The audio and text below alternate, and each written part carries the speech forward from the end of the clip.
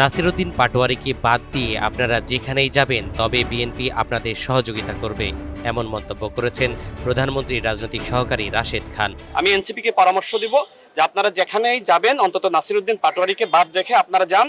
বিএনপির পক্ষ থেকে আমরা প্রত্যেকটা জায়গায় আপনাদেরকে সহযোগিতা করব। সকলকে ধন্যবাদ। 31 জুলাই শুক্রবার সকালে ঝিনাইদহ শহরের পুরাতন ডিসি কোর্ট চত্বরে বৃক্ষমেলার উদ্বোধন শেষে সাংবাদিকদের সাথে আলাপকালে তিনি একথা বলেন। রাশেদ খান বলেন, প্রধানমন্ত্রীকে নিয়ে এনসিপি নেতারা যেসব কথা বলছেন তা ঠিক নয়। কিন্তু এই নাসিরউদ্দিন পাটোয়ারীর মতন যারা রয়েছে তাদেরকে নিয়ে রেইনবো অ্যাক্রোপ্লাস্টে অ্যাক্রিলিক এমালশন থাকায় মুছে ফেলা যায় যে কোনো দাগ সহজেই। Rainbow paints, colour of joy. বিভিন্ন জেলায় যাবেন আর আপনারা মনে করবেন যে সেখানকার যারা ভোটার বা জনগণ সংক্ষুব্ধ হবে না, সেটি কিন্তু হতে পারে না। অনুষ্ঠানে প্রধান অতিথি ছিলেন আইন বিচার ও সংসদ বিষয়ক মন্ত্রী আসাদুজ্জামান। তিনি বলেন, আইন সংস্কার কমিশনের প্রস্তাবনাগুলো জুলাই সনদের আলোকেই বাস্তবায়ন হবে।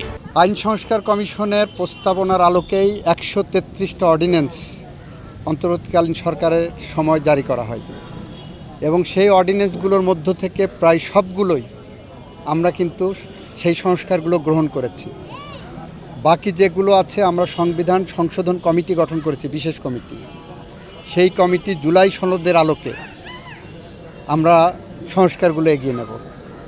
জুলাই সনদের আলোকে সংস্কার এগিয়ে নিয়ে যেটাগুলো সংশোধন করা দরকার আমরা সেগুলো সংশোধন করব। অনুষ্ঠানে আরও উপস্থিত ছিলেন বেসামরিক বিমান পরিবহন ও পর্যটন প্রতিমন্ত্রী এম রশিদুজ্জামান মিল্লাত। তিনি বলেন, দেশের পর্যটন খাতকে দেশি ও বিদেশি পর্যটকদের আকৃষ্ট করতে মহাপরিকল্পনা গ্রহণ করা হয়েছে। হ্যাঁ, আমরা মাস্টার প্ল্যান করছি পর্যটন খাতকে কিভাবে আকৃষ্ট করা যায় জনগণের কাছে এবং বিদেশি পর্যটকদের কাছে, সেই ব্যাপারে আমরা একটা মহাপরিকল্পনা হাতে নিয়েছি।